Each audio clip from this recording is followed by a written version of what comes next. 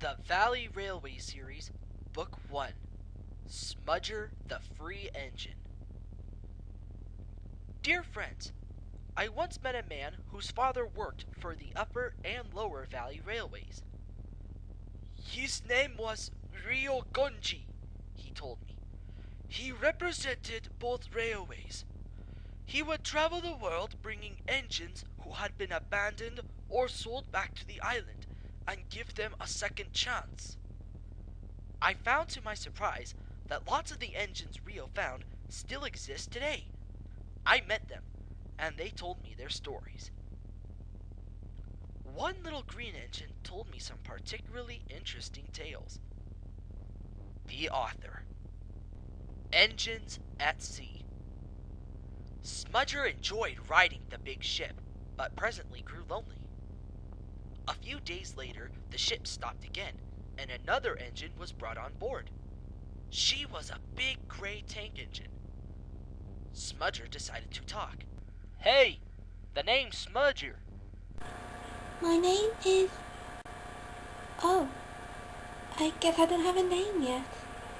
Why not? I was just built. Have you met the representative? He came up right into your yard and asked if there were any engines available, right that second. And they told me. Just as she finished, the representative walked in. So, what kind of a place is this railway anyway? It's one of the most beautiful railways in the world. There's a big railway that passes through cities, mountains, and forests.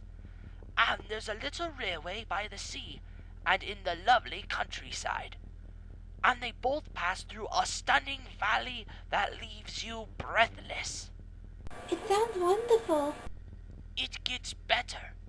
The big railway has a branch line, its own works, and many other things.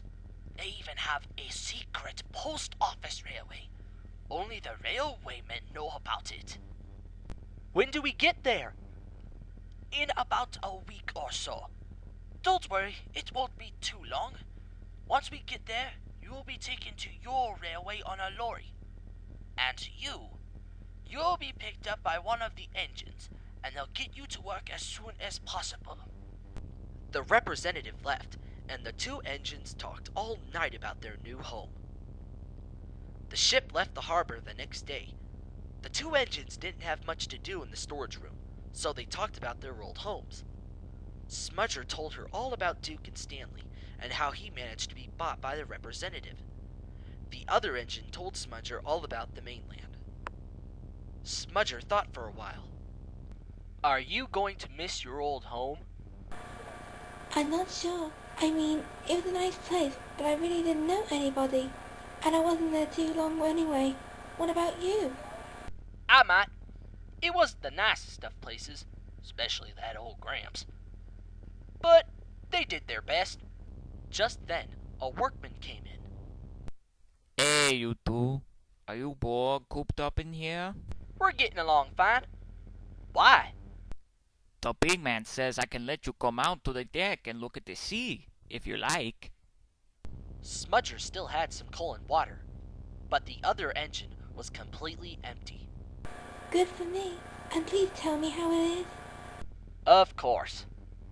Some men lit his fire, and he was soon making plenty of steam. The workman opened the long door in front of him, leading out to the ship's deck. Slowly and carefully, Smudger puffed along the thin rails outside the storage room. He stopped on top of the deck and gasped. It's not like me to appreciate beauty, but darn if this isn't a sight to see! He was certainly right. All around the ship was a sparkling blue sea with the sounds of the calming ocean waves splashing against the ship.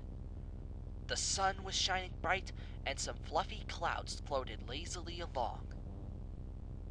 Smudger stayed out there for a few hours, watching the sun slowly begin to set over the horizon before they brought him back into the storage room.